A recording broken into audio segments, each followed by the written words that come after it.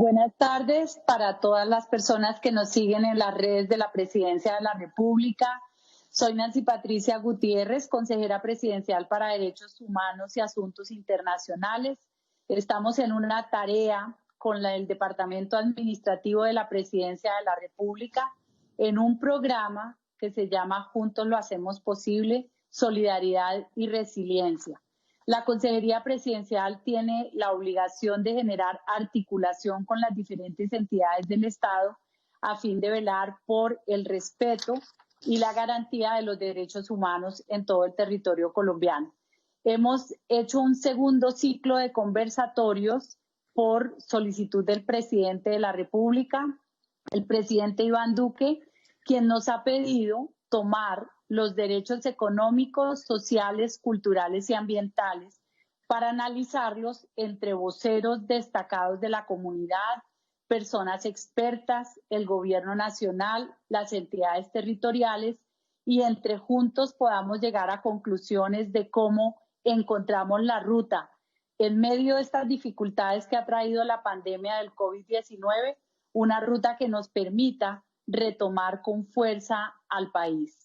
Por eso, en este ciclo, empezando con los derechos económicos, sociales, culturales y ambientales que han sido reconocidos por el Sistema de Naciones Unidas, arrancamos con el tema de la educación, el derecho a la educación que está consagrado en la Carta de Naciones Unidas, que también está consagrado en nuestra Constitución Política Nacional y obviamente es parte de las prioridades del Gobierno Nacional y por eso nos acompaña hoy la señora ministra de Educación. El programa se llama Resiliencia y Solidaridad. Parte de dos conceptos fundamentales. Resiliencia, una palabra y un concepto del presidente Iván Duque que pretende justamente destacar la fuerza que tenemos en Colombia para, a pesar de la adversidad, levantarnos y seguir luchando por un mejor país. Y solidaridad, un concepto que ha sido un llamado de la señora Michelle Bachelet, alta comisionada de Naciones Unidas para los Derechos Humanos, quien ha dicho que la solidaridad es el camino y es la meta que debemos tener como parte de la humanidad. Y definitivamente porque en medio de las dificultades que ha traído la pandemia, la solidaridad es necesaria para tener un principio muy acorde con los derechos humanos y es rescatar la dignidad de todos los seres humanos. Hoy entonces vamos a hablar de educación. Nos acompañan en primer lugar la ministra de Educación, doctora María Victoria Angulo, quien es economista con maestría en Desarrollo Económico y Análisis Económico, adicionalmente con una experiencia y trayectoria no solamente ya en estos casi 2 años de gobierno, sino anteriormente en un ejercicio, en un trabajo en la educación vista desde el sector privado y también vista desde las entidades territoriales. La doctora Andrea Escobar Vila, directora ejecutiva de la Fundación Empresarios por la Educación. La doctora Andrea Escobar es psicóloga con especialización en psicología del consumidor y también con una trayectoria y experiencia en el sector de la educación. La doctora Luisa Gómez, presidente de la Fundación Compartir, la doctora con una gran experiencia en planeación educativa. Adicionalmente, ha dirigido el programa de desarrollo rural integrado de educación del Plan Decenal de Educación y pues tiene toda una experiencia en el sector de la educación. Y la doctora Yolima Leguizamón, la rectora del Colegio Jorge Bergoglio en la localidad de Suba, aquí en Bogotá, quien es licenciada en Ciencias de la Educación con especialidad en Biología, Administración de Empresas y magíster en Investigación Social, además también con una trayectoria de docente, de rectora, y esta es una conversación que espera de verdad retomar los mejores ejemplos que nos ha dejado el COVID-19, saber en qué va la conversación nacional que se dio desde el año pasado a solicitud de algunos sectores sociales del país y también pensar qué sigue después de esta vivencia y experiencia que hemos tenido. Así es de que nuestra primera tema del día de hoy va encaminado precisamente a saber en qué va la educación preescolar, básica y media, en qué vamos en calidad y cobertura, y obviamente le damos la palabra primero a la ministra María Victoria. Bueno, buenas tardes, un saludo, doctora Nancy Patricia, Andrea, Luisa, Yolima, compañeras de todo el trabajo educativo y a quienes siguen esta convocatoria que la doctora Nancy Patricia ha hecho, como bien nos decía, en torno a dos valores, solidaridad y resiliencia. Creo que son además los que nos tienen que acompañar en el sector educativo. Haría una breve síntesis, doctora Nancy Patricia, de qué metas hemos alcanzado en preescolar, básica y media estos 2 años. Yo la primera que resaltaría pues es un presupuesto significativo. Saben ustedes que es el sector con mayor presupuesto de todos los sectores, pero esto hay que darle coherencia con hechos, con políticas que gracias a los maestros, a los rectores y a los secretarios de educación llevemos al territorio. Hoy hacía un balance justamente para una síntesis que nos pedía el presidente de los logros y les destaco lo primero. Vamos gracias al trabajo con el ICBF, con la Consejería de Niñez y Juventud y demás miembros de la CIPI, de la Consejería de Primera Infancia, en atención integral de más de 1.5 millones de niños. Recuerden que la meta es 2. Y 2, con un concepto de una atención integral, donde nosotros desde el Ministerio con preescolar tenemos el gran reto de hacer un preescolar integral. Lo sabe la rectora Yolima, que además en su colegio, que nos da mucho orgullo, un colegio en el que pues pudimos todos poner un granito de arena para hacerlo en Bogotá, sabe que tiene las instalaciones, las adecuaciones y las dotaciones para el trabajo con primera infancia. La segunda meta alcanzada es 16% de jornada única. Se preguntarán, pues no solamente cómo hemos llegado allí, sino yo diría que lo más retador ahora, en época de pandemia, es poder tener un acuerdo con los secretarios, con los rectores y generar las innovaciones para que este porcentaje que tenemos de jornada única al momento cobre sentido con el fortalecimiento de las áreas transversales, las áreas de música, cultura y ciencias que en este momento son una oportunidad y luego podamos continuar en la medida en que el sistema así lo considere y las condiciones se vayan dando en una alternancia que nos permita, recuerden, llegar a esta meta del 24% de jornada única. Mencionaba ayer el presidente en el discurso, en la instalación en el Congreso, que más de 300.000 bachilleres este año contarán con un doble título. Y más que el doble título es la habilitación laboral y el fortalecimiento de competencias importantes para la vida. Y este trabajo lo hacemos gracias al SENA y gracias también a las Secretarías de Educación. Finalizaría mencionando también todo el trabajo en torno a calidad.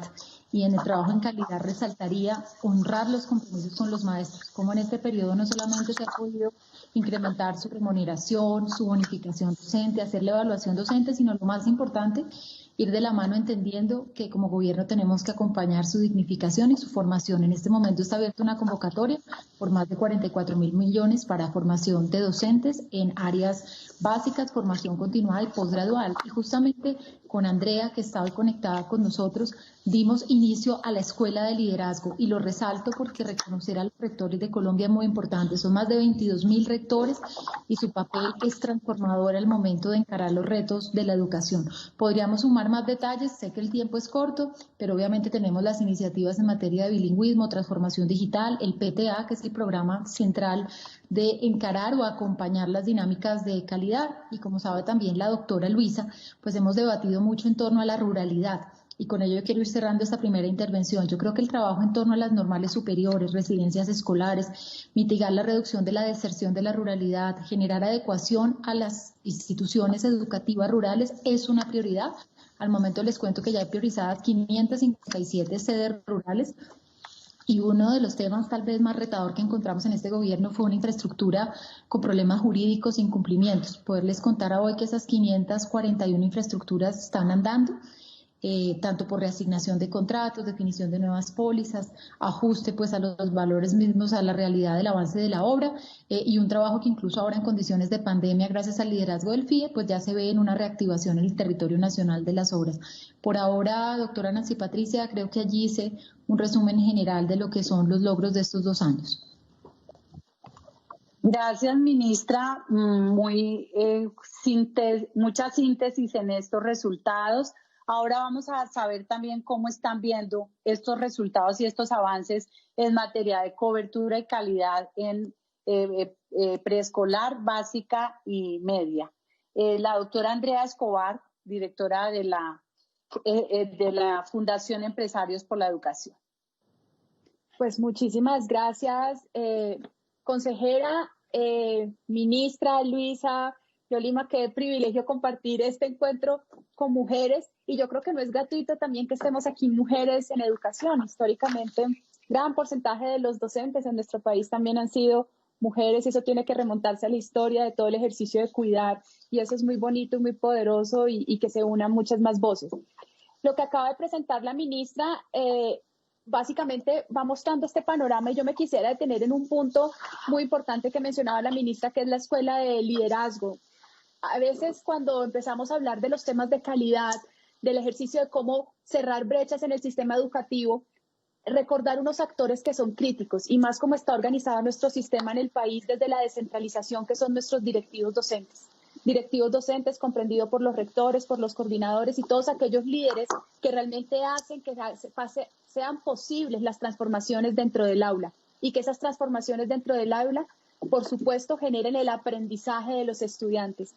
Yo creo que ahí es uno de los retos más importantes, y en esta pandemia, digamos, en estos tiempos de que tanto estamos hablando de solidaridad y resiliencia, han sido unos actores claves de la transformación, porque en ellos, cada que el gobierno nacional comunica una directriz, gran porcentaje está en manos de ellos, y lo puede decir nuestra rectora aquí presente. Tienen que traducirlo, tienen que transformarlo, tienen que conectarse con la comunidad para lograr que eso suceda y realmente pasen las acciones y pasen los resultados. Apostarle a eso es histórico en un gobierno. Es primera vez que se le apuesta de manera frontal y de manera decidida y clara a apoyar a los directivos, a lograr que esas prácticas educativas realmente de éxito funcionan, crezcan y avancen. Y en general también, pues ya hablando de otros temas, yo creo que aquí hay que hablar un poco para estas metas, la mirada territorial. El enfoque territorial es clave en nuestro país. ¿Por qué? Porque las decisiones no se pueden tomar solamente desde una mirada. Nuestro país es tan diverso, y cuando tenemos un porcentaje que alrededor del 80%, y María Victoria me puede corregir, de las instituciones educativas en Colombia son rurales, pues tenemos una diversidad de miradas, de contextos, de necesidades, que hacen que la política pública tiene que ser tomada también desde esa mirada. Y para eso supone salirnos no solo de los temas macros de conectividad, virtualidad, sino entender de las disposiciones presupuestales, de los temas asociados como alimentación, transporte, que son temas que se han estado liderando desde el gobierno nacional, pero es también conectarlo con las innovaciones pedagógicas. No logramos hacer nada si no entendemos los contextos y los territorios para lograr estas innovaciones pedagógicas, y cómo se conectan para lograr realmente resultados dentro de lo que se está esperando. Entonces yo creo que aquí uno de los grandes retos es seguir contando con esas miradas territoriales, y esas miradas territoriales cómo se conectan con la mirada nacional para poder responder, digamos, de cara a los retos que tiene el ejercicio de lograr la garantía del derecho a la educación de nuestros niños, niñas y jóvenes en el país. Gracias, Andrea. Ahora vamos a oír con el mismo tema a la doctora Luisa Gómez. Algo muy importante, y es efectivamente que el derecho a la educación es integral, absolutamente, y que debe además garantizarse en todo el territorio colombiano. Doctora Luisa.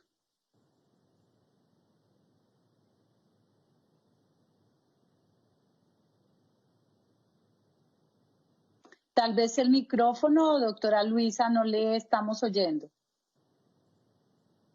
Perdón, ese es el comentario más repetido durante la época de la pandemia.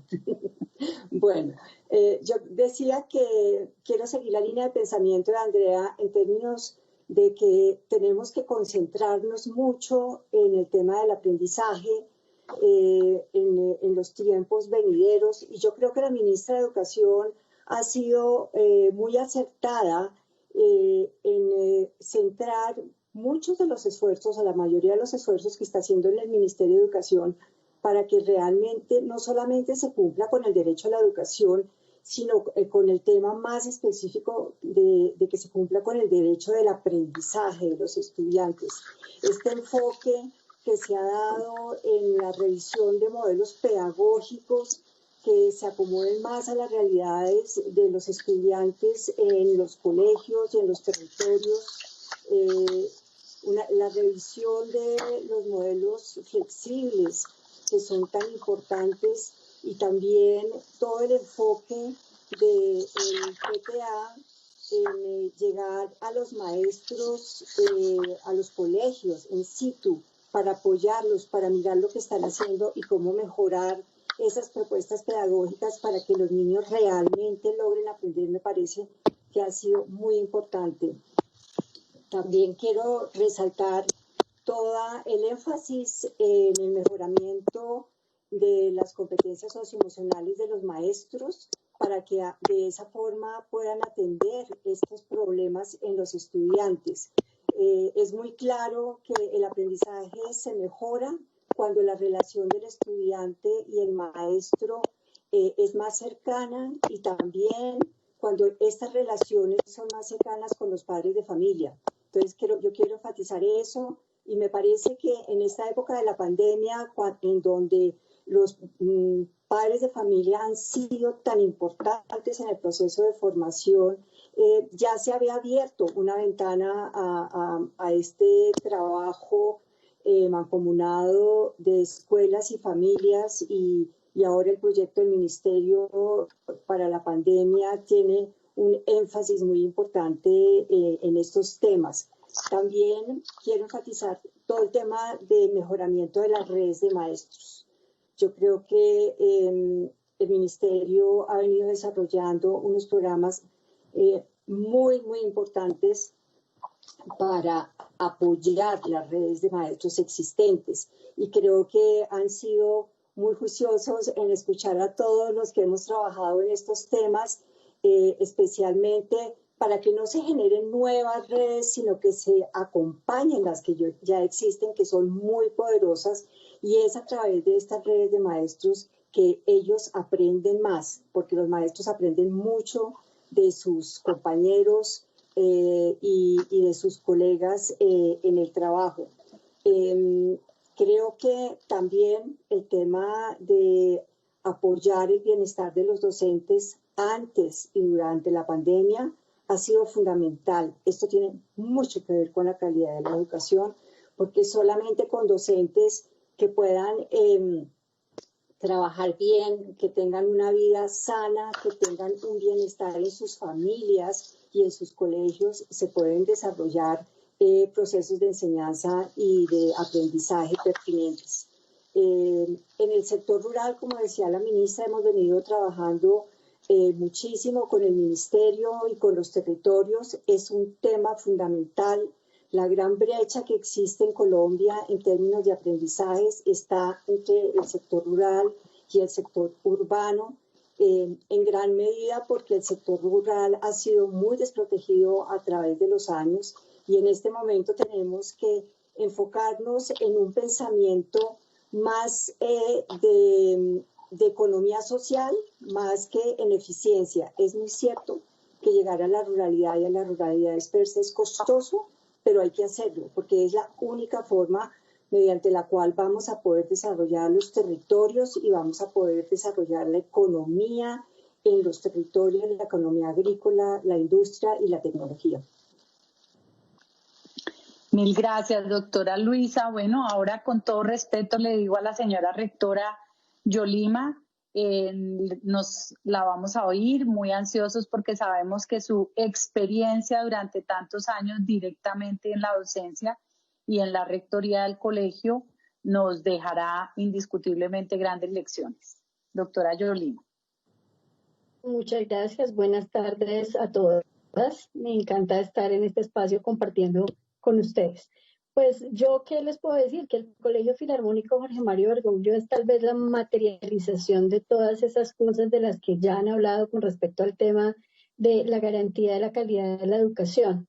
No solo porque tengo el privilegio de estar desde el mismo momento en que se inauguró el colegio como rectora, y hemos venido haciendo un proceso de construcción de comunidad que ha sido muy interesante y pues que se ha visto enfrentado a grandes retos a raíz de este tema de la virtualidad a la que pues nos vimos abocados todos por la pandemia. Entonces el colegio no solo tiene una infraestructura, como la doctora María Victoria lo mencionaba, que goza de todos los espacios requeridos no solo para que los niños estén cómodos, sino para que además puedan aprender y lo hagan de la manera adecuada.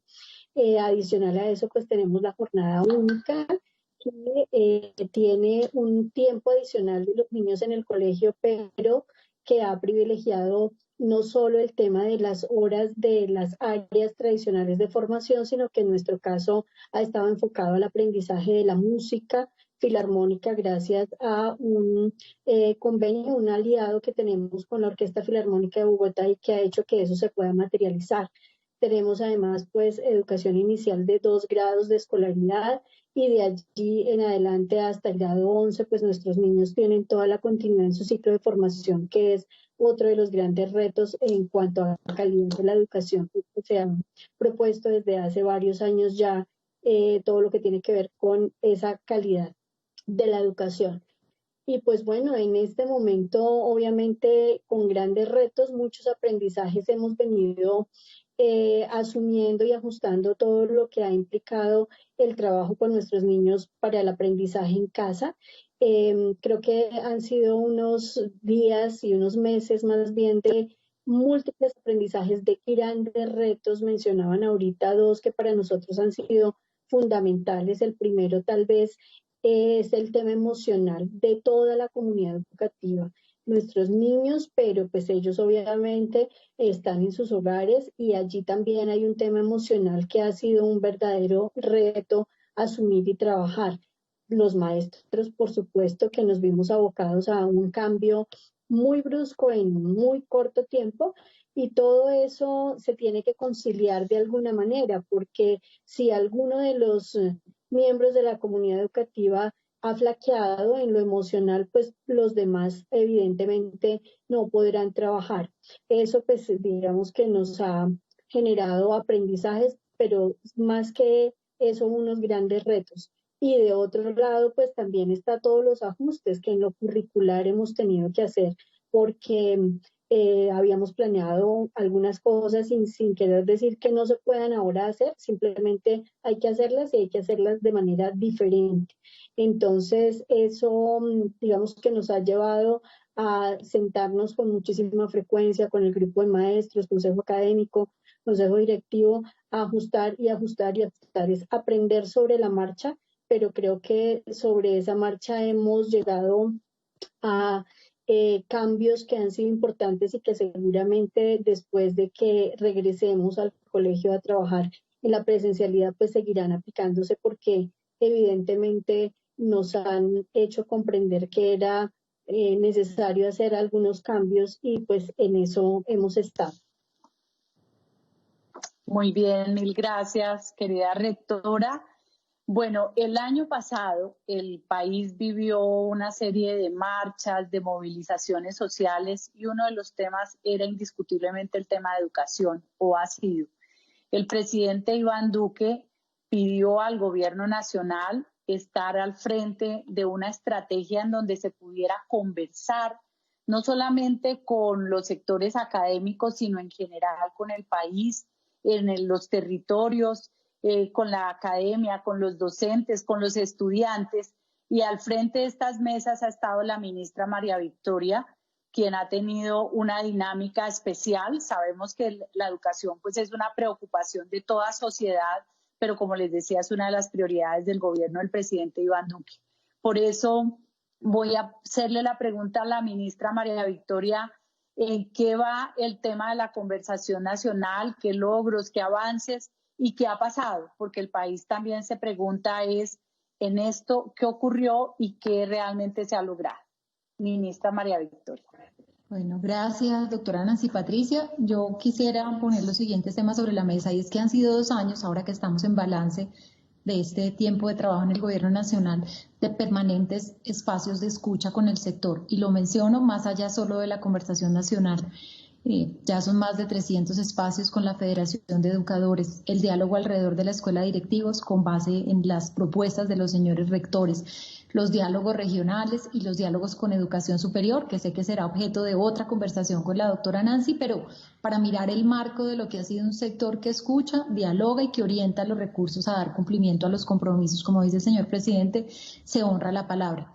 Particularmente la conversación nacional para nosotros entonces fue otro escenario que suma, que agrega. Convocamos allí a expertos como quienes hoy nos acompañan, doctora Nancy Patricia, y otros expertos no solamente de Bogotá, sino desde el territorio, de las regiones. Fueron 6 mesas especializadas y 24 espacios detallados a los temas que voy a mencionar. Creo que el primer mensaje es destacar que todos los actores del sistema ven que el principio de solidaridad es la base para avanzar en educación. Yo creo que allí hubo sobre todo mucha propuesta, mucha construcción. El segundo mensaje es que los dividimos por educación preescolar básica y media y por educación superior, entendiendo que el sistema tiene el gran desafío de ser uno solo, no de ser compartimentado. Pero fuimos definiendo los retos y lo primero que mencionaban los expertos era cómo impactar en calidad, algo en lo que hacía mucho énfasis la doctora Luisa cuando decía que hemos puesto el foco en aprendizajes y lo hemos puesto por la reforma a la normatividad, por el trabajo en torno en calidad y yo diría que por una obsesiva conversación de lo que implican los aprendizajes integrales. Y en ese sentido me tomo aquí estos minutos para compartirles cuáles fueron como las conclusiones y los temas que más se trabajaron. El primero de ellos tuvo que ver con el Centro Superior de Investigación y Formación de Maestros. Yo creo que ese es un anhelo del país. Nosotros hemos avanzado en formación continuada, formación posgradual, formación de liderazgo y el premio Compartir, que son como 4 hitos al reconocimiento del maestro, pero creo que todos coincidimos con que debemos dar un paso más, Colciencias, hoy MinCiencias, Ministerio de Educación y los distintos centros de pensamiento de las universidades para salir y llevar a cabo este centro de alta formación para maestros. Estamos en todo el proceso de diseño, doctora Nancy Patricia, y yo creo que este es un legado muy interesante porque además a la conversación nacional también asistieron representantes de lo que fue la misión de Sabios, que lideramos en conjunto con la señora vicepresidenta, con Colciencias y nosotros. Entonces es un privilegio ir tomando cada uno de los como compromisos que estaban en la misión de Sabios y llevarlo a cabo. Ellos lo denominaban un centro de innovación, un centro de alta formación de maestros. Entonces, hoy seguimos, para quienes nos están acompañando, agradecerles a los 4 grandes dinamizadores de esta conversación, que no tenía que ser el gobierno, que eran justamente autoridades independientes con toda la experiencia y que sobre todo tienen un gran reconocimiento. El doctor Moisés Basserman, la doctora Margarita Peña, el doctor Francisco Cajiao, la doctora Sara Victoria, como parte de la misión de Sabios, y con ellos venimos dando pasos en cómo tejer lo que es formación rural de maestros, formación continuada y una mirada renovada de los contenidos de los programas mismos de formación de educadores, tanto en su formación inicial como en su formación posgradual. Así que allí, doctora Luisa, particularmente le hago la mención a usted porque usted ha sido una abanderada en los temas de formación e identificación de incentivos a los maestros. Tenemos que lograr dejar ese legado porque eso se vuelve como un espacio de conversación que va más allá de la coyuntura y que acompaña todo el proceso de dignificación y de formación de los maestros en Colombia. Así que sobre ese tema allí vamos avanzando.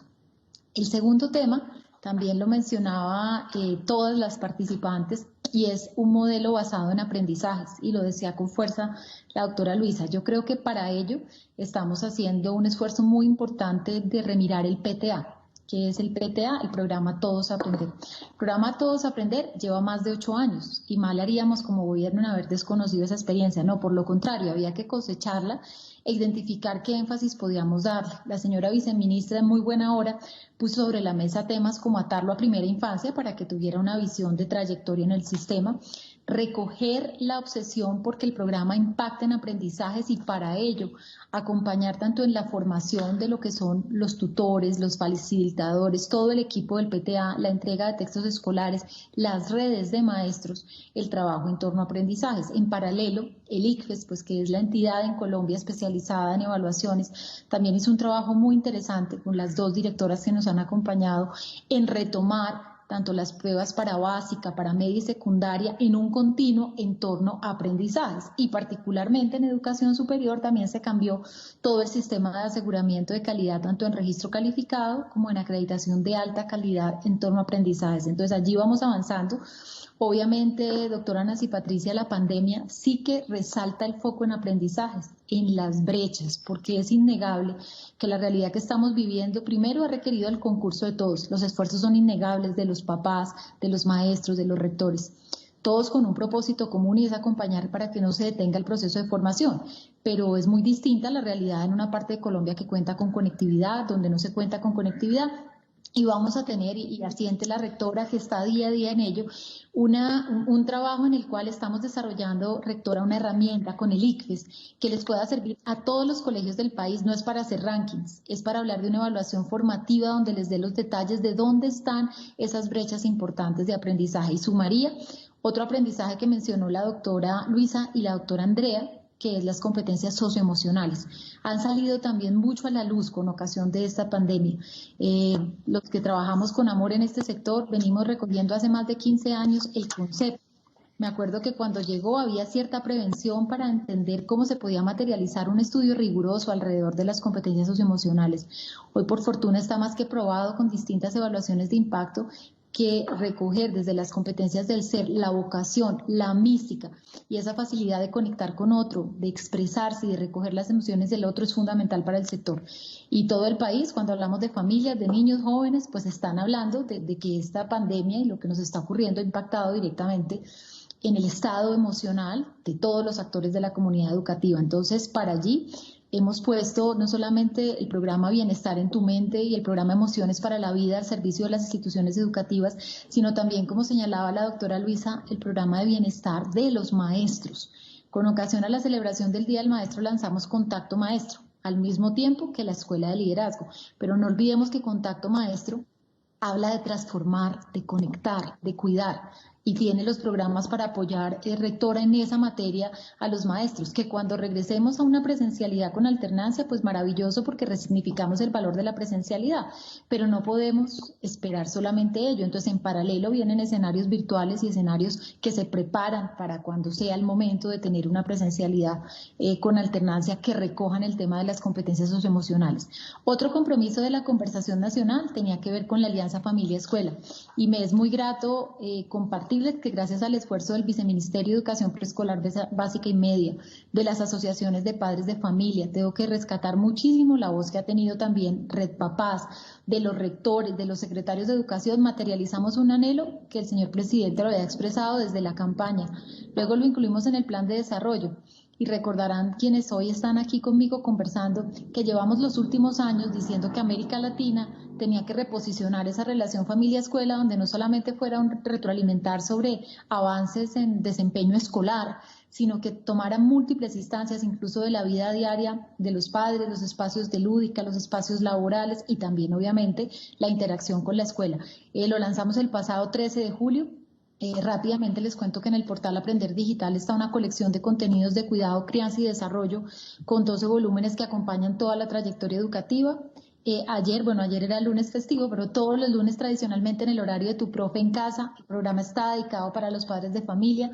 Vamos a generar espacios como el que tiene la doctora Nancy Patricia, webinars especializados con padres de familia. Trajimos 2 expertos internacionales que lo que hicieron fue motivarnos a saber entender cuál es el rol de familia-escuela y dónde se encuentran. Y creo que Colombia tiene un resultado maravilloso estos 4 meses y ha sido un protagonismo generoso de los papás en acercarse mucho más a los procesos educativos. Reto de todos nosotros, cultivarlo y ya materializar lo que son las metas de este proyecto Alianza Escuela. Termino con 2 proyectos más que contemplaba la conversación nacional. Uno de ellos, lo que es Escuela de Naturaleza, fomentar la conservación de la biodiversidad para lograr armonía con la naturaleza. Yo creo que si uno va a cualquier reunión de jóvenes, de niños, del sector educación en general, resaltan 2 temas, el medioambiental y la transparencia. Y creemos que el sector educación no se puede quedar al margen de este proceso. Este proyecto sobre biodiversidad lo estamos trabajando con el ministro Ricardo.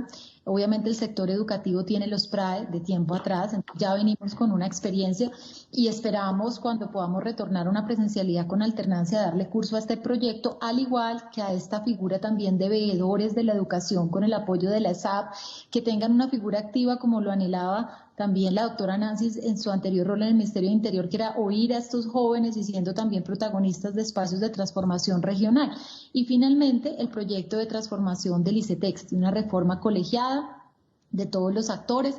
Llevamos muchísimas mesas de trabajo, ya tenemos el primer plan de auxilios que se dio con ocasión a la pandemia y estamos culminando espacios con jóvenes, rectores, familias, expertos en educación, porque yo creo que la reforma lo que tiene que hacer es obviamente acercar el ICETEX a la realidad de los colombianos, pero también hacerlo una entidad viable, es decir, que pueda continuar generando estos apoyos de crédito educativo, que más que solamente entregar un crédito educativo, acompaña al estudiante en su trayectoria con diversas opciones de financiación para completar su trayectoria educativa, que pueda contemplar legalmente la posibilidad para tener pues los alivios, hoy hablamos del plan de auxilios, que tenga una gobernanza robusta y que sea una entidad que se transforme digitalmente para tener una atención pues mucho más oportuna a los jóvenes y en este caso también a los rectores de las universidades. Perdonen que me extendí, estos fueron los temas que se recogieron en la conversación nacional. Para mí es súper pertinente la pregunta de la doctora Nancy, que obviamente hemos puesto foco en la pandemia, pero no hemos dejado de poner el foco en cumplirle a los colombianos en estos temas de la conversación nacional. Y como mencionaba el presidente, si bien hay unos que ya vienen dando curso, nosotros pues esperamos en este segundo semestre del año poder llevar al Congreso ya después de recoger todas las voces el proyecto de reforma del ICETEX y las demás iniciativas que les acabo de mencionar que ya son de corte pues del ministerio dentro de sus programas de inversión que ya vienen andando. Gracias, ministra. Y es que es muy importante, hoy lamentablemente no nos pudo acompañar el doctor Diego Molano, que es el director del Departamento Administrativo de la Presidencia de la República y quien ha estado al frente de este diálogo nacional derivado pues de el trabajo desde noviembre del año pasado. Esperamos que en los próximos programas, porque el tema de educación continuará el próximo jueves y el siguiente martes, en los próximos programas nos pueda acompañar. Bueno, dos temas han salido aquí definitivamente. Primero, la importancia de la educación para cerrar la brecha social. Indiscutiblemente que el ascenso social que requerimos para que la gente salga de la pobreza es la educación. Pero se nos cruzó la pandemia y esta pandemia ha obligado a una virtualidad para la cual, como ustedes lo han manifestado, no estábamos preparados en la realidad. Vamos a oír de ustedes el testimonio, qué aprendizajes nos ha dejado esta circunstancia y sobre todo cuál es el énfasis, porque la pandemia pues continúa, no la hemos podido superar, a efectos de garantizar el acceso y la calidad, sobre todo a aquellos sectores de la población que por circunstancias de falta de capacidad económica, por un bajo poder adquisitivo o por temas de conectividad, les es muy difícil a los niños, a las niñas y a los jóvenes estar en estas actividades virtuales. ¿Cómo les garantizamos que tengan el acceso y que haya calidad para dar la garantía del cierre de brecha social? Vamos a comenzar entonces con la doctora Yolima, con su experiencia como rectora. Bueno, muchas gracias. Aprendizajes muchos. Creo que se han mencionado en la conversación algunos de ellos, de los más importantes. Uno, es todo el tema socioemocional de todos los actores de la comunidad educativa. ¿Por qué? Porque son el pilar fundamental para que todo lo demás se pueda construir. Y en el Colegio Filarmónico, por ejemplo, en algún momento dijimos, vamos a hacer un pare aquí, un pare porque no podemos seguir avanzando con temáticas que seguramente de las áreas, de las asignaturas teníamos planeadas si nuestra parte emocional no está bien. Y eso nos llevó a buscar varias herramientas que nos han servido mucho para que esos pilares nos permitan construir muchas otras cosas. Ese apoyo de las familias que es fundamental y que lo hemos venido buscando en la educación, pues creo que ha cobrado una mayor importancia en este proceso de aprendizaje en casa, sobre todo con los más pequeños, en primera infancia y en primaria, porque pues los niños de bachillerato son un poco más autónomos, entonces el que los papás se hayan tenido que involucrar mucho más en lo que los niños hacen en el colegio les ha permitido también descubrir. En un encuentro que tuve con padres de familia, algunos de ellos me decían, es que yo no sabía qué hacía mi niño en clase de música o en clase de danzas, y el que yo pueda estar allí participando con el niño, por ejemplo, en la clase, pues me ha permitido no solo entender lo que el profe hace, sino también involucrarme un poquito más. Ahí está conectado entonces con la importancia de la autonomía y la organización, algo que hemos también tratado de trabajar en la escuela, pero que muchas veces no se ve tan claro, ¿no? Uno no lo logra ver tan concreto de por qué es tan importante, y creo que ha sido un aprendizaje muy valioso. Nuestros chicos y las familias lo han logrado entender. Esas cosas que la educación deberá incorporar posteriormente, pues que tienen que ver con elementos o la combinación de elementos virtuales y elementos presenciales, creo que es otro de los grandes aprendizajes. Y de esa manera poder combinar, ya no estando o no más bien en este tema del manejo de la pandemia, creo que será algo fundamental. ¿Cómo materializar el derecho a la educación aún con las dificultades? Pues bueno, es que definitivamente cada región tiene sus particularidades y hay que atenderlas así, como particularidades. Incluso dentro de Bogotá no es lo mismo una localidad que otra, o dentro de la misma localidad hay muchas diferencias. Yo, por ejemplo, pues podría decir que en el Colegio Filarmónico Jorge Mario Bergoglio las familias han hecho un gran esfuerzo para mejorar la conectividad, y a pesar de todas las dificultades que han tenido, ellos y los profes al hacer los ajustes, cuando hablo de ellos, estoy hablando de padres de familia y estudiantes, y los profes también al hacer los ajustes han logrado mejorar la comunicación, la conectividad, la relación con los mismos maestros y los padres de familia ha logrado mejorarse. Yo sé que en otras regiones es supremamente difícil, y sé que también el reto es muchísimo más grande. En el caso particular nuestro, pues tenemos entre el 95 y 98% de nuestros estudiantes vinculados, quienes no lo habían logrado hacer a comienzo de marzo, digamos, cuando tuvimos que salir a la pandemia, han venido ajustándose, han venido adaptándose.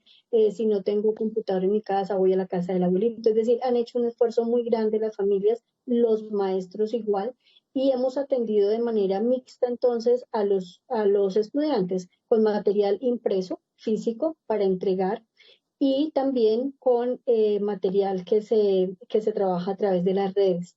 Hemos usado pues las herramientas que el Ministerio de Educación nos ha brindado, y obviamente tener la televisión como un recurso adicional pues ha sido supremamente valioso para poder seguir trabajando con los niños.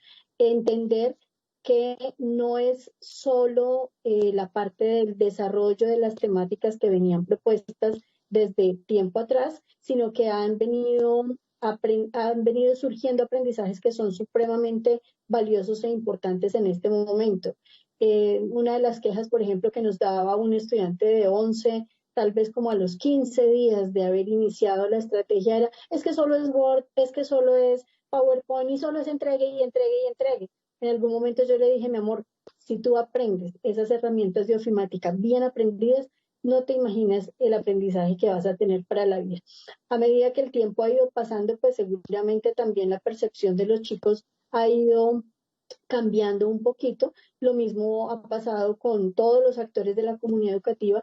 Entonces es aprender, o es tener presente más bien, que hay muchas otras formas de aprender, y es algo de lo que hemos tenido que ajustar en la medida en que la estrategia ha venido avanzando. Todavía nos falta mucho, no sabemos hasta cuándo. Esa incertidumbre seguramente también genera un gran interrogante en casi todos, pero es justamente en la medida en que el tiempo va pasando, ir ajustando y no quedarnos en la idea de que así lo veníamos haciendo y deberemos seguirlo haciendo de la misma forma, sino que cada nuevo reto nos imprime también una nueva respuesta para que ese reto se pueda dar. Gracias, doctora Yolima. Muy gentil. Bueno, a la doctora Luisa, ¿cómo ve usted esos retos de la pandemia y de la virtualidad? Bueno, hay grandes retos, efectivamente, y también grandes aprendizajes. Voy a comenzar por los aprendizajes porque realmente la pandemia nos hizo ver cómo es importante un modelo pedagógico que se centra en el estudiante y en las necesidades de los estudiantes. Curiosamente, durante la pandemia, cuando están más alejados los docentes de los estudiantes, ha sido a través de estas nuevas formas de trabajo que los profesores se han acercado más a las necesidades de los estudiantes, han tenido que indagar mucho mucho más en sus personalidades y en sus problemas familiares. Entonces, eso ha sido un aprendizaje muy grande que tenemos que continuar trabajando en el futuro. En la gran conversación sobre educación hablamos mucho sobre el tema de que el modelo pedagógico tiene que ser un modelo pedagógico más centrado en los niños, en las niñas, en los adolescentes, en esas diferentes edades, en esos diferentes procesos de aprendizaje y procesos emocionales. Y afortunadamente los docentes muy rápidamente acudieron a la ayuda de los niños que están con más problemas en sus familias y con mayores problemas emocionales. Y también hemos aprendido durante la pandemia la importancia de los orientadores, de esas otras personas que están en la institución educativa que acompañan estos procesos, como los orientadores y los psicólogos. Ellos han permitido que los niños puedan continuar con su proceso. El otro aprendizaje, y que es un gran desafío para el ministerio, es que a través de estos meses nos hemos dado cuenta lo importante que es concentrarnos en las competencias del siglo XXI. Los niños necesitan ser más autónomos, lograr aprender de forma más autónoma. Eso les permite trabajar solos, trabajar con sus padres y hacerlo en forma más ordenada. Eso es algo que los niños tienen que aprender a futuro. Eso es un gran desafío para la educación. También otro desafío para la educación es que los niños adquieran un pensamiento crítico y aprendan a hacer una lectura crítica, no solamente de textos, sino lectura crítica de su entorno. Eso también es un desafío que tenemos a futuro, un aprendizaje que tenemos durante la pandemia, ya que ha sido una oportunidad para muchos maestros. Los territorios realmente han sido una oportunidad para los maestros, para que los niños se conecten más con sus familias, con sus realidades, y aprendan de esas realidades del entorno, aprendan de esos problemas ambientales de los que hablaba la ministra. Todos estos han sido aprendizajes y van a ser desafíos hacia el futuro. El otro gran desafío hacia el futuro son los docentes. En la pandemia hemos visto la importancia que tiene el docente en el proceso de aprendizaje. Los docentes han sido centrales en este momento tan difícil de la educación, no solamente en Colombia, sino en el mundo. Ellos han sido los más resilientes. Ellos han intentado todo tipo de mecanismos, de modelos, han sido innovadores y han logrado con muy pocos recursos en algunas ocasiones llegar a sus estudiantes a través de WhatsApp, a través de las guías que les ha enviado el ministerio. Pero tenemos grandes desafíos también con ellos, porque tenemos grandes deudas. Tenemos una deuda muy grande en términos de modelos pedagógicos virtuales. Tenemos una gran deuda con ellos también para que logren conectarse mucho más a través de formas virtuales, a través de datos, por ejemplo. Yo creo que es muy importante que el país le otorgue a los maestros la posibilidad de comunicarse a través de muchos medios, no solamente el Internet. Como decía, el WhatsApp es fundamental para ellos. Ellos se comunican mucho a través de Facebook y a través de esos mecanismos ellos están aprendiendo mucho.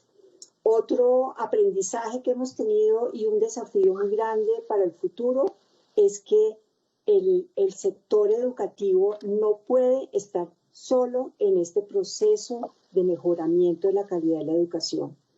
El sector educativo requiere de todo el entorno económico, cultural y de desarrollo en los territorios para lograr mayores aprendizajes. Un Ministerio de Educación sin las comunicaciones, sin un gran apoyo del Ministerio de Tecnología, que lo ha tenido, pero se requiere mucho más. Para ese ministerio va a ser muy difícil avanzar aún después de la pandemia. También se requiere un apoyo muy grande del Ministerio de Salud.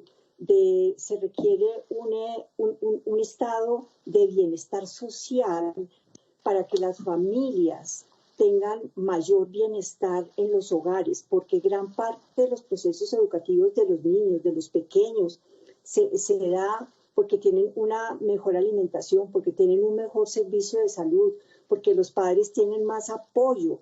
Nosotros tenemos el Instituto de Bienestar Familiar, que debería tener un radio de atención muchísimo más grande para los niños, para los jóvenes.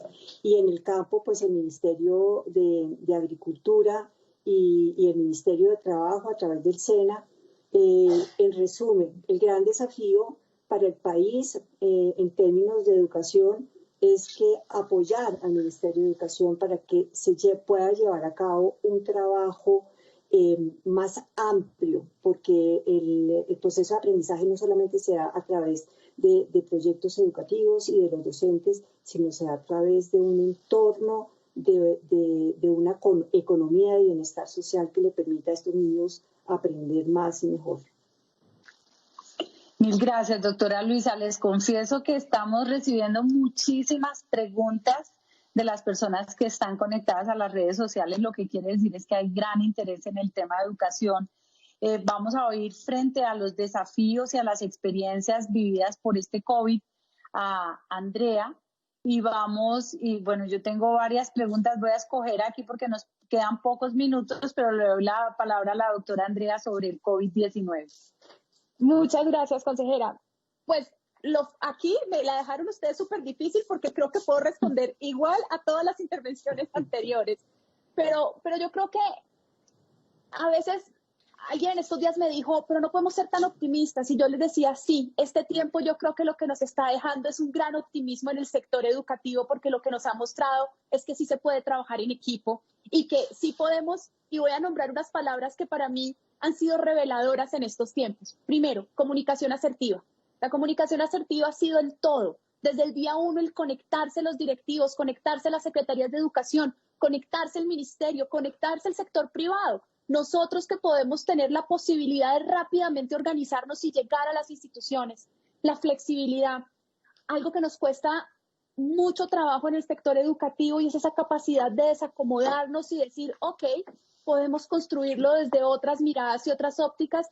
Este tiempo nos ha invitado a ser flexibles, a entender que me tengo que reorganizar para lograr algo que es crítico, que no lo hemos mencionado de manera explícita, y es lograr que nuestros niños, niñas y jóvenes no se desconecten del sistema educativo, porque a toda costa tenemos que protegerlos para que sigan conectados, porque una vez se desconecten es muy difícil lograr que otra vez estén cercanos al sistema educativo. La confianza. Hemos sido resilientes, pero todo este proceso ha sido un proceso de redescubrir el significado y el valor de la confianza a nuestros maestros, la confianza a la propia familia, la confianza en el aprendizaje de los estudiantes. Uno de los grandes darse cuentas ha sido también, que lo han mencionado, y es cómo las familias se han dado cuenta, es que lo que pasa es que me cuesta un poquito trabajo entender los problemas matemáticos, ¿qué será que está pasando? Pero al mismo tiempo comprender qué está pasando en ese proceso de aprendizaje, conocer el contexto. En una conversación con un directivo docente decía, una de las cosas más valiosas que he encontrado es que casi que me he entrado a la casa de mis alumnos, porque como ahora nos vemos en video, veo cómo viven, o a veces me mandan una foto. Entonces, ha conectado el sistema educativo con las casas, con las realidades, y esto también ha permitido comprender cómo crear estos programas. El ejercicio también, como ya lo mencionaban, de la innovación, la autonomía y la autorregulación, que son temas críticos, pero esto todo se puede pasar si comprendemos ese pacto pedagógico. ¿Qué quiero decir con esto? Y es la priorización de los aprendizajes. O sea, pensar que el currículo pensado o los planes educativos institucionales pensados al arranque o al inicio del año lectivo continúan iguales, pues es una locura. Pero también pretender, como lo decía tu estudiante Yolima, que en una semana y en 2 meses, pues ya tenemos solucionados unos grandes programas educativos que no son solo un Word, pues también era muy difícil. Entonces yo creo que el sistema ha estado muy retado, muy tensionado, pero lo valioso es todos unidos, todas las mentes brillantes del sector conectados. Hay 1000 grupos de WhatsApp con directivos, fundaciones, unos piensan reapertura, ¿qué va a pasar después? Pero lo que está en el centro es el estudiante. ¿Cómo hacemos que nuestros niños sigan aprendiendo? Y que ese rezago, que sabemos que va a haber un rezago, y por eso la ministra nos hablaba de esta gran herramienta que se están ideando para poder entender nuestros estudiantes en qué punto van a estar más adelante, que eso es crítico, porque este no es el momento de evaluar, este es el momento de asegurarnos esa priorización de esos aprendizajes, cómo conectan con una realidad y luego cómo nos vamos poniendo al día en equipo y cómo vamos superando. Por el otro lado, como lo mencionaba consejera, el tema de la conectividad. Yo creo que la pandemia también históricamente hemos hablado de la importancia de conectar las escuelas, de las terminales, computadores, tabletas en los colegios, pero también lo que nos hemos dado es que en nuestro país las cifras son 15,5 millones de hogares, de los cuales más o menos cuánto, creo que es el 40% que tiene acceso, y si nos vamos a la ruralidad dentro de los hogares, no tenemos acceso a la conectividad y a los computadores en los hogares.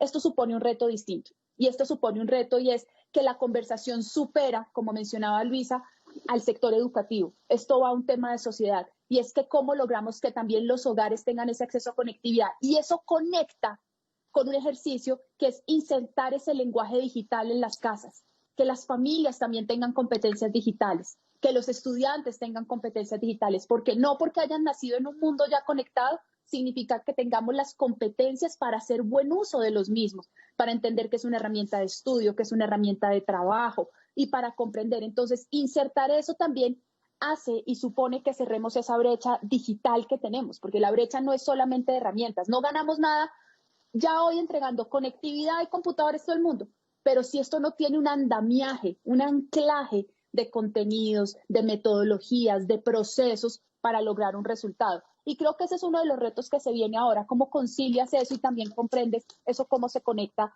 con los hogares. Espero haber respondido la pregunta en esos dos frentes. Gracias, Andrea. Bueno, como se nos acabó el tiempo, yo voy a aprovechar este cierre para que la ministra nos diga también las estrategias, obviamente, del ministerio en medio de esta excepcionalidad que la conocemos, porque el presidente Iván Duque todos los días a las 6 de la tarde, en un ejercicio de transparencia y comunicación permanente de lo que han sido las decisiones de gobierno, ha estado conectado a través de los medios digitales para efectivamente poder llegar a todo el país dando a conocer las medidas del gobierno. Dos cosas, ministra María Victoria.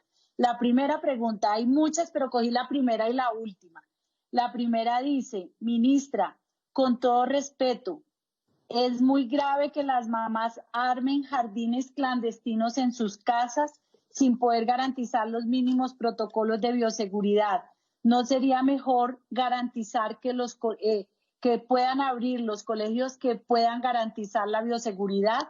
Una. Y la última dice, ¿cuáles herramientas tiene el gobierno o las diferentes organizaciones para llegar a los niños, niñas y adolescentes de zonas rurales o de familias que no tienen ingresos para pagar la conectividad? Doctora María Victoria.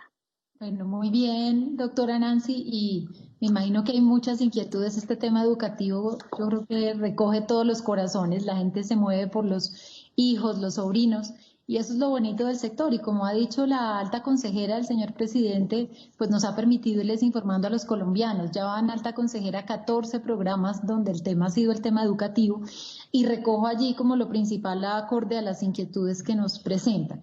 Lo primero es contarle no sé el nombre exactamente de quién nos escribió, pero la primera pregunta, quién la formuló, que para eso el 13 de junio publicamos los protocolos, que además es una invitación a todos quienes están conectados, los lean, porque les permiten ver que prepararnos para una presencialidad con alternancia tiene que tener rigor, recursos y pues obviamente un tiempo de preparación y obviamente haber hecho una lectura de contexto, porque es muy distinta la situación en este momento, por ejemplo, en Bogotá o en Atlántico, al hablar de Arauca o al hablar de Casanare. Entonces, ¿por qué le cuento esto a la amiga que nos sigue? Porque claramente estos protocolos permiten la reapertura, pero en los tiempos y momentos adecuados. Contarle a ella que nosotros ya entregamos en este momento recursos a todas las secretarías de educación para lo que son las compras básicas iniciales de temas que imaginarán ustedes, como jabón, tapabocas, etcétera, y les comenzamos a dar unos recursos adicionales a quienes nos plantean estos pilotos de alternancia, que pueden ser finales de agosto, septiembre, cuando las condiciones vayan estando dadas en municipios no COVID y de baja afectación. Eso es bien importante decirle, entonces, que sí hay la voluntad, hay los recursos, hay que hacerlo, como dicen las compañeras de panel, en equipo, con muy buena información, además de la familia, conocer información del niño, de los padres, de sus comorbilidades. Aquí la voz de los padres es la que se escucha, lo sabe la rectora.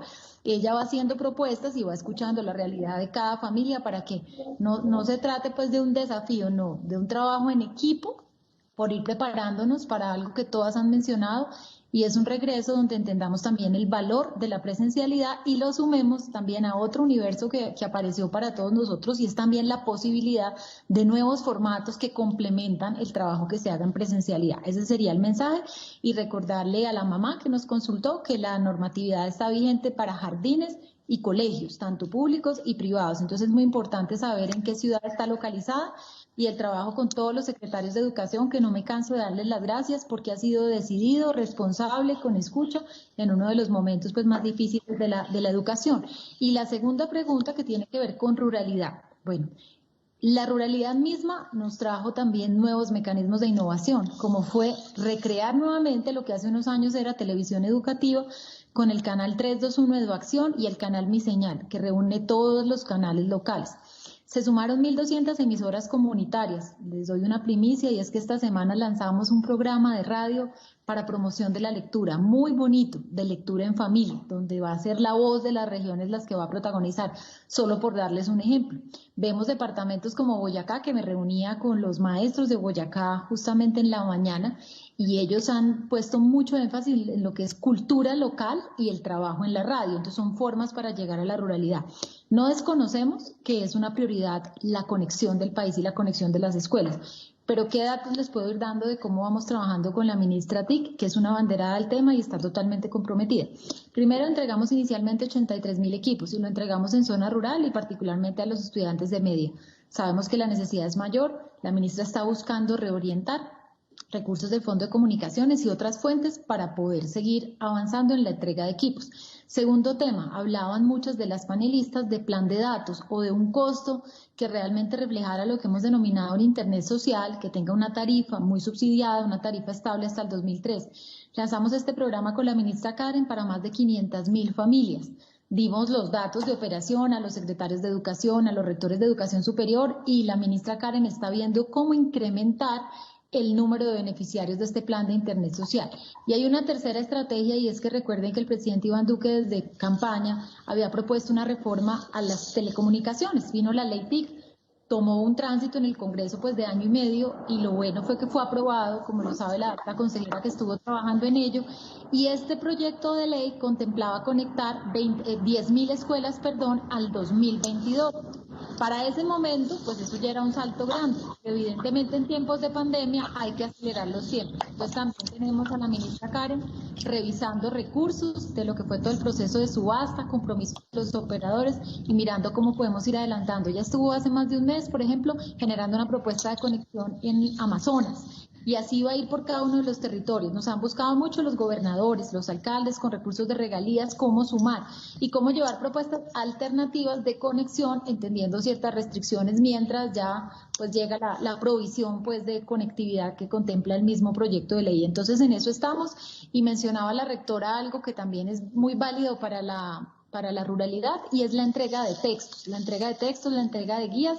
Y hay algo muy bonito, y fue una denominación que muchas secretarías acuñaron, y se llama el mensajero pedagógico, que es ese proceso de entrega de estos textos que van con mensajes cargados de cariño, de posibilidades y de, como dijeron mis compañeras de panel, entender mejor la realidad de cada niño en la ruralidad. Y en el entretanto tenemos restricciones de conectividad, tratar de estar muy cerquita de ellos y de sus padres para acompañar el proceso. Gracias, ministra María Victoria. Gracias a las panelistas. Sí, fue una coincidencia que hoy estuviéramos solamente mujeres en el programa. No se trata de excluir a los hombres, ni más faltaba.